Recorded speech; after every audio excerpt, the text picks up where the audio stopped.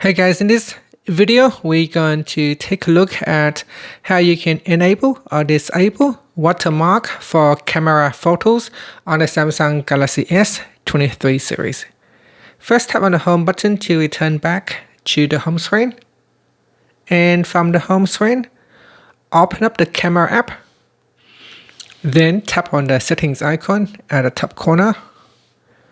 In here, go down and tap on watermark. Tap on the toggle button to switch it off or turn on watermark for the camera photos.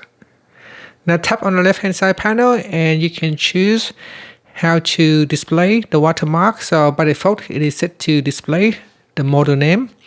Tap on the edit button to have your own custom message. And then tap on save. So this is the custom watermark text. You can also choose to display date and time. And you can also change the font style and the alignment of your watermark. And that's it. Finally, you can tap on the home button to go back to the home screen. So here, let's take an example. Let's do a demo. Here, I take a photo.